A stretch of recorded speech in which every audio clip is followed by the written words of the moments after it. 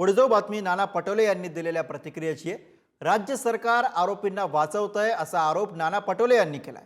मंत्रिमंडळातल्या एका आरोपीला सरकारचं संरक्षण आहे असं नाना पटोले यांनी म्हटलंय। परळीची टोळी सरकारनं उद्ध्वस्त करावी असं जरांगे पाटील यांनी म्हटलेलं आहे। सरकार कोणत्याही आरोपीला सोडणार नाही असं अजित पवार म्हणाले।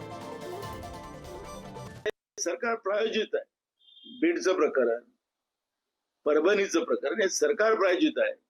आरोपीला कसं सुरक्षित करता येईल, मंत्रिमंडळात बसलेल्या आरोपींना सुरक्षित कसं करता येईल, हा प्रयत्न हे सरकार करते आहे। हे आरोप्यांना वाचवणारं सरकार आहे, गुन्हेगारांना वाचवणारं सरकार आहे। आणि म्हणून तुम्ही ज्या वाल्मिक कराडचं पद्धतीची भूमिका मांडताय ते कसा बाहेर निघणार।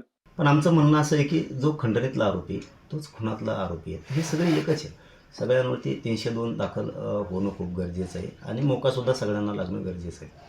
आणि जर आता मोका लागला असेल आणि 302 मध्ये घेतला असेल तर मुख्यमंत्री फडणवीस साहेबांचं 100% कौतुकच आहे। पण ही खूप मोठी टोळी हो, हिचा सफाया होणं खूप गरजेचं आहे। कारण ही टोळी अशी की एक जण खंडणी मागती, दुसरा खून करती, यांना सांभाळणारा एक, हे मुख्यमंत्री फडणवीस साहेबांनी समजून घेणं खूप गरजेचं आहे।